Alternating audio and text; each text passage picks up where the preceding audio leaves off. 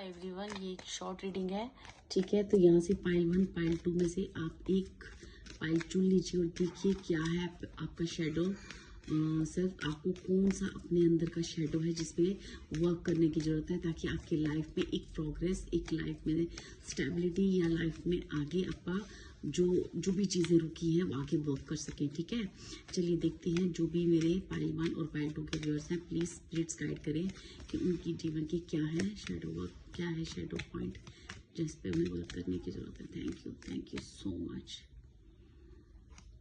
This is 2 cards per file 1 and 2 cards per file 2। तो intuitively अपनी file choose कर लीजिए। ठीक है, this is pile 1 and this is pile 2। तो देखते हैं। सो पाइल 1 क्या है आपका शेडो।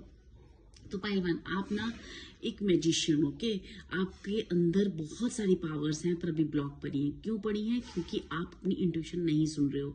आपका इंट्यूशन लेवल और आपका जो अपनी सबकॉन्शियस माइंड है ना, वो बहुत स्ट्रांग है। ठीक है, वो एक डिवाइन की साथ जुड़ा हुआ सबकॉन्शियस माइंड है।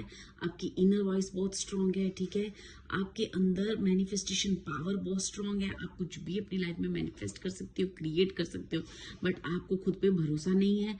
आप जो है जल्दी लाइफ के चैलेंजेस से अपनी विल पावर को हरा देते हो। ठीक है, जिसकी वजह से आप अपनी मैजिशियन की उस पावर को जगा नहीं पा रहे हो। मैनिफेस्टेशन आपकी इतनी स्ट्रांग है डियर, इतनी स्ट्रांग है कि अगर आप अपनी इंट्यूशन की सुनो, इनर वॉइस सुनो, अपने सबकॉन्शियस माइंड को सुनो, तो आप अपनी इस पावर्स को बढ़ा सकते हो। तो आपको अगर इस चीज़ों को वर्क करना है ना, द सिंपल रेमेडी पता है क्या है? सिंपल रेमेडी ये है कि पूरा दिन में 5 मिनट्स एटलीस्ट खुद की आंखें बंद करके, चाहे दिमाग में कितने भी थॉट आए ना, उस पर कोशिश करना है कि 5 मिनट्स तक आप किसी थॉट को दिमाग में ना आने दें। तो वो 5 मिनट्स आप तैयारी करते रहो, मतलब करते रहो, रोज करते रहो। आप देखोगे कि आपके अंदर वो पावर आ चुकी है अपने सबकॉन्शियस माइंड की बात को सुनने का। अगर आप ऐसा कर गए तो आप अपने लाइफ में एक मैजिशियन की तरह काम करोगे और जो चाहोगे अपनी लाइफ में मैनिफेस्ट कर सकते हो। इट मीन्स ये नहीं है कि आप कुछ गलत सलत या कुछ भी नेगेटिव चीजों की डिमांड करें। ठीक है, नोट इट। ये जो भी गाइडेंस रहती है, एक डिवाइन गाइडेंस रहती है।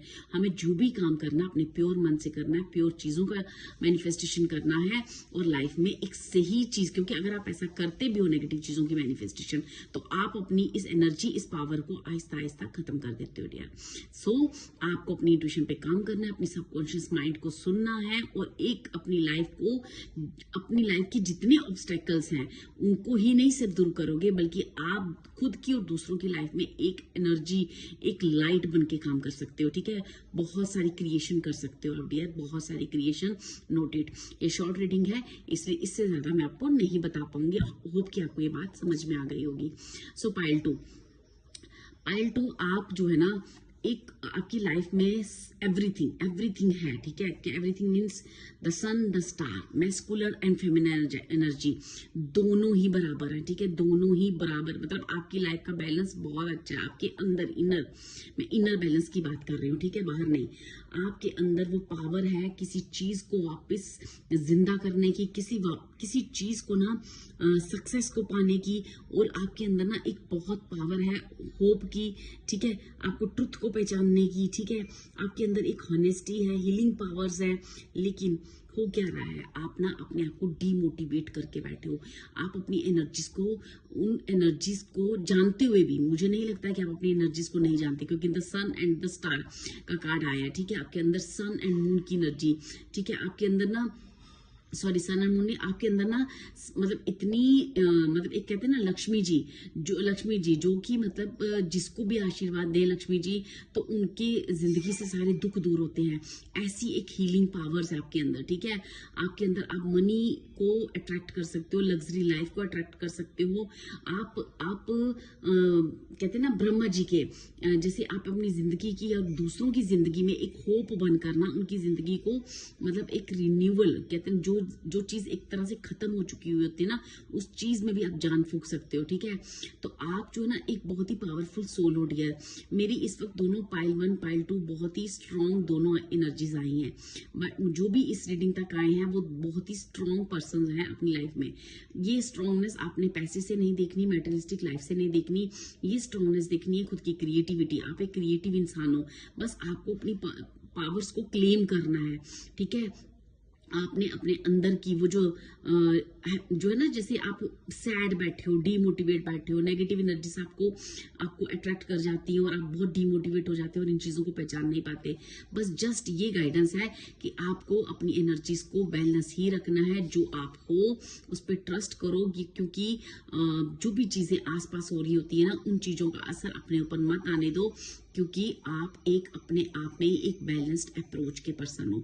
आप में एक बैलेंस्ड अप्रोच है डियर, ठीक है। इसलिए आप एक ईश्वर के मतलब एक कहते हैं ना, बहुत ही जेनरस इंसान, बहुत ही हीलिंग वाले इंसान, बहुत ही क्रिएटिविटी से भरे हुए इंसान, जो मतलब एक सक्सेस को और अपने ट्रुथ को, ठीक है, और आपके अंदर एक ममता वाली बहुत बहुत स्ट्रांग है। नो मैटर आप मेल हो या फीमेल हो, आपके अंदर एक ममता भरी हुई है। सो आपका शैडो वर्क क्या है, आप खुद को पहचानो। अब अपने आप को चैलेंजेस से डीमोटिवेट मत होने दिया करो, ठीक है। कितने भी चैलेंज आए ना, आपको ये पता होना चाहिए कि ये सब जो है ना ईश्वर का है, ये कर्म है, ये समय के साथ सब कुछ ठीक हो जाएगा। शांत और पीस नेचर ही लाइफ को आगे ले जाता है।